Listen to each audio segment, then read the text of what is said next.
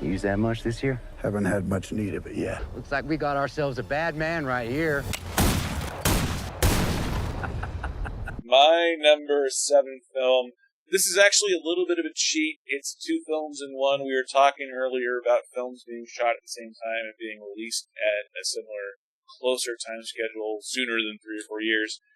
This is actually 2 films being released 6 weeks apart, which is really unusual. This is Horizon An American Saga, Chapter 1, which is, a lot.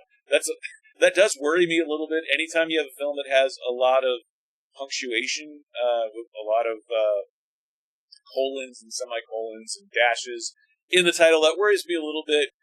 But it is starring and directed by Kevin Costner, Academy Award winning, yada yada yada. Every film from the 80s, 90s, 2000s, 2010s. Who doesn't love Kevin Costner? This is Kevin Costner doing another Western. He's done Westerns before, yes, but the cinematography in the trailers for this film looks amazing. Yes, the story looks a little bit, the perspective being told in the story feels like something from the 80s or 90s, and it makes me feel a little bit uncomfortable because this is a film that's shot now. It's not a film that was shot 20 years ago.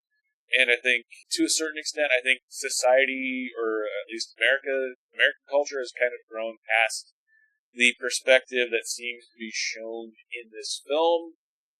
I'm trying to sublimate that opinion, though, because the cinematography looks really good, and anytime you can get Kevin Costner directing, writing, starring in a film with a great cast, following American Westward expansion after the Civil War, we've got Sienna Miller, we've got Jena Malone, we've got an all-star cast, and we also have Michael Rooker.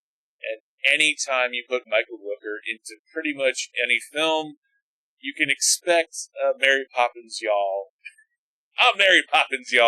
type moment at some point in the film. So, him as a side character to Western, I'm really looking forward to. No CGI, just great American, America, the West, landscape, beauty shots, people actually out filming something. The messaging looks a little bit old-fashioned in terms of 80s or 90s kind of points of view, but I'm willing to look past that because I'm hoping it's a really good film. I will say one thing about this movie. I saw the previews for it. I will say one thing that this movie is not afraid to show that several Westerns have, the last 20, 25 years that have lacked, and that is they actually show an actual conflict between the white man and Indian. You don't see that at all. You haven't seen that at all in Westerns at all. It's always been, the fighting the evil sheriff or fighting the evil land baron in just about every Western. It's never done with Indians. Like there's no, she wore a yellow ribbon. We haven't had those types of movies where they had cowboys and Indian fights. We haven't had those in American cinema, Western cinema, in forever.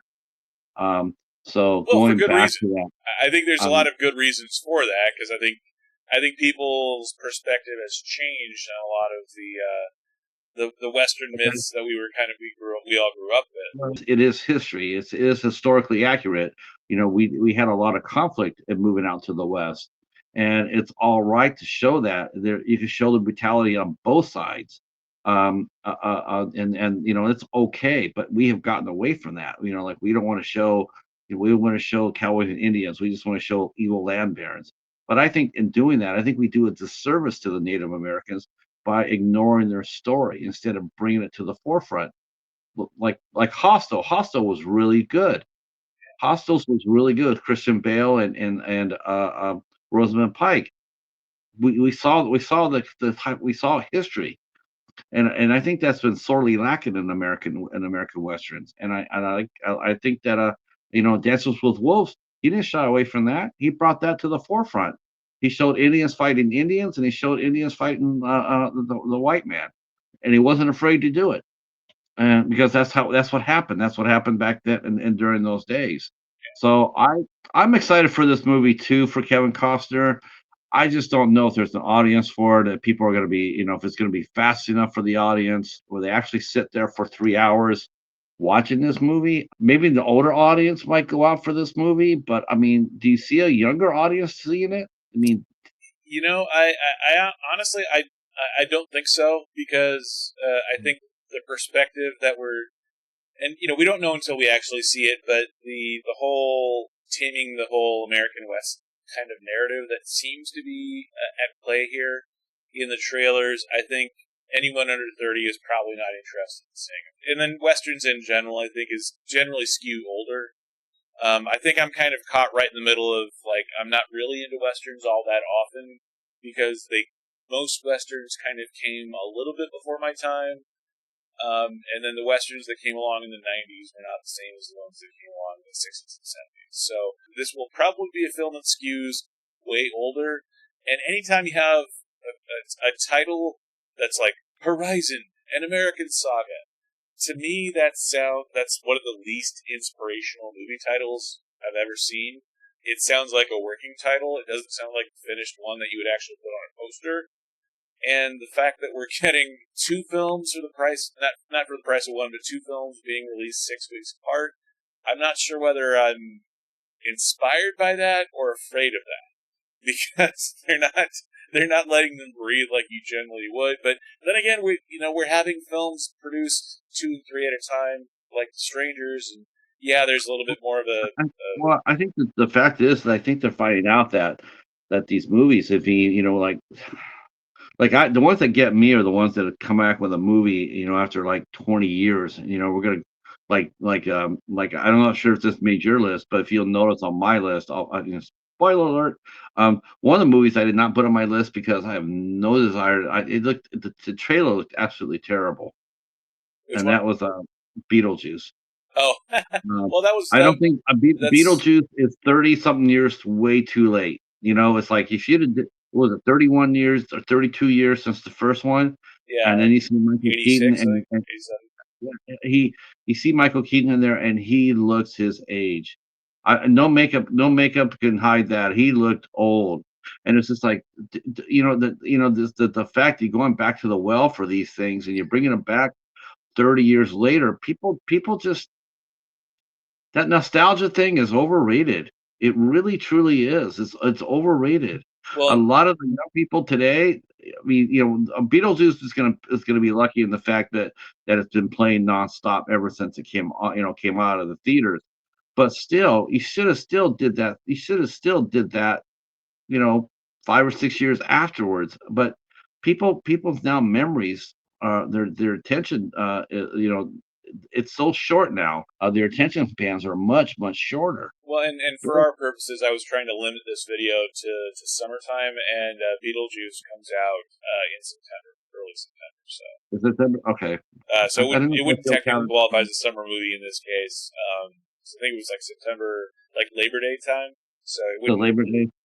it wouldn't be in the summer window. I am excited for Beetlejuice. Beetlejuice. I totally see what you're saying. And yeah, I agree with you in terms of, generally speaking, if you have to wait longer than 10 years for a sequel, it generally is not a good thing. I think Costner. I think he said that. You know what? I'm gonna, because I don't want to wait a year between my movies. I don't want people to forget, because my time, like 6 weeks is 6 weeks is actually, it's going to be interesting. And I tell you right now, every studio is going to have their eyes blazed on that box office. Yeah. He could be setting a new trend right here. If his two movies hit, if they come out and they both do really well and make money, I could see, from in the future, I could see that happening more and more. Whereas you release part one and then 6 weeks part two, because the excitement from the both will be there, fresh and in the public's mind, and people will want to go see it. Especially considering the second of the two is being released in the August window, which is, August is usually where summer movies go to die. Like, generally speaking, I think most summers, anything released after July 15th is not a huge blockbuster, because everyone goes on vacation in the last part of July and early August. So the fact that we're getting both coming out this summer in the summer window, but the second one's coming out August 13th, 14th, something like that.